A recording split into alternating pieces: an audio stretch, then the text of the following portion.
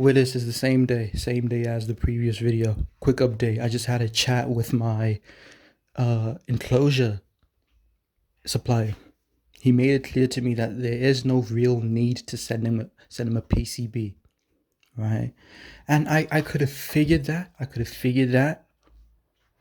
But I guess I was caught up in everything being so, unprofessional. I forgot that I'm dealing with professionals here. So yeah, I just have to send them the specifications, dude, like the PC, like the designs and whatnot, the PCB A designs. I forget what the A stands for. Assembly designs and lists and stuff. I guess my mind was like in a practical space, in like a very hands-on space, rather than a very theoretical kind of, you know, zone. So yeah, that makes things slightly simpler and quicker. And yeah, that's good. Overall, the chat that I had with him was pretty decent. I explained to him that like the bit, like the brand, because a lot of these suppliers want to work with established brands. I explained to the dude that my brand is in its infancy, and that because initially he asked me how many pedals do I sell annually, and I told him, dude, my brand is in its infancy right now. Basically, all I have is the expression of interest from my viewers, or from, my audience, or from my market, right? Which is why it's crucial right now for me to find a supplier who understands that situation, you know. And I understand why a lot of suppliers do this. A lot of suppliers essentially refuse to work with smaller guys. It's because it costs a lot to build a mold, I guess. Not literally, but it costs a lot to, set up an environment that caters to each particular, you know, buyer. In my case, a supplier will have to, you know, drill holes in a certain way, rather than the way that they've been doing it all this time, meaning that they need to like shift stuff around. Perhaps they need to get different equipment, So it costs a lot to establish something, but to keep the ball rolling is cheaper, So I understand why a lot of suppliers aren't keen on working with small guys, but it seems as though this guy understands. Yeah, I did make it clear to him that I'm interested in getting like a few samples, like maybe three or four, and he was okay on that. And I'm super stoked about that. And yeah, it's looking promising right now. It's looking promising. So yeah, like I said, right now I'm just waiting for my Egyptian engineer to finish with his masters, yada yada yada, and then finish working on my software. Hopefully that goes smooth. I don't have to pay any other additional like unforeseen fees, right? And then once that's done, I pay the cheap amount. Like I said, like hopefully it's a cheap amount. Like I said in the previous video, the cheap amount to design the PCB. Once that's done, I get all the details and the specifications off of that. So once I've done that, I send the specifications and the details and the designs and the whatevers, like all the information, to my enclosure guy, right? And then simultaneously, hopefully like my budget can handle a simultaneous kind of tackling. Simultaneously, while talking to the enclosure guy, I talk to and here's the fun part, the PCB printer. I talk to the actual fabricator rather than the designer. So the guy who's gonna produce the actual thing that you hold with your hands, right?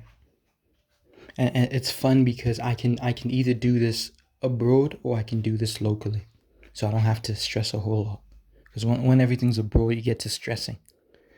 So yeah, we're in the we're in the and then once I have the pedals, dude, I just get to promoting. I get to promoting. I deliver the pedals to the people who bought them. I've got like 3 still, but they keep me up at night. Those 3 keep me up at night because I don't want them to think that I'm a fraud or anything like that, you know? Which is why I want to make it up to them in the future.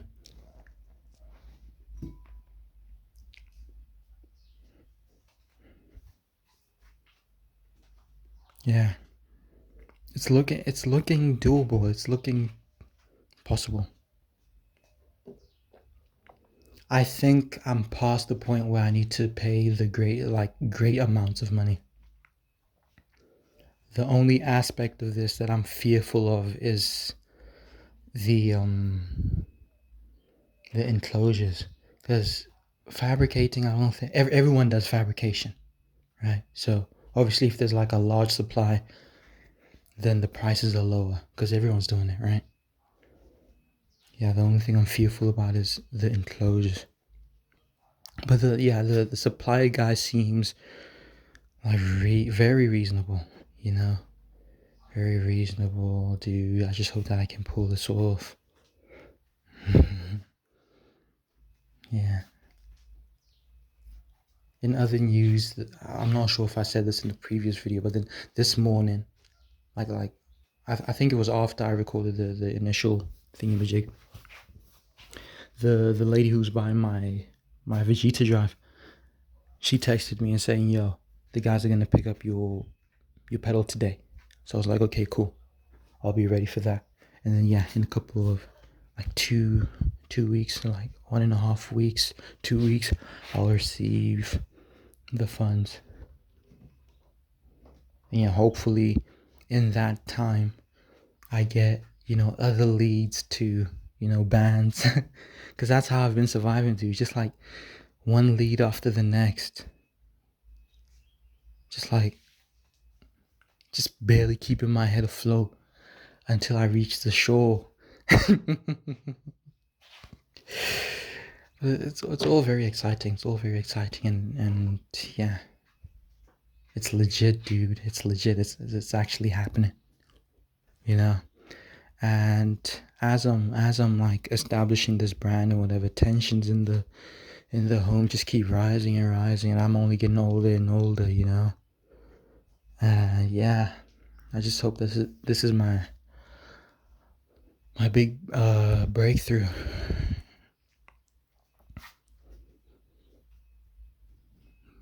I hope this is my ticket to life. You know, hope this is my ticket to life. I'm really passionate about this, you know. Really passionate. There's a market. Dudes are doing this. Dudes are making a living off of this, you know. In case I'm talking to myself here, in case I need some reassuring, you know. In case I need some encouragement.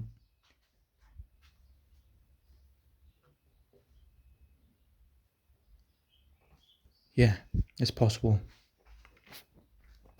And you're not starting on ground zero in terms of like audience. You've got, I mean, just look at the reality. You've got people who've already bought the pedal, you know, and that's with minimal thingy-majig. That's with minimal advertising and promotion and stuff. So imagine once you start zoning in on that, you're gonna go far, buddy. You're gonna go far.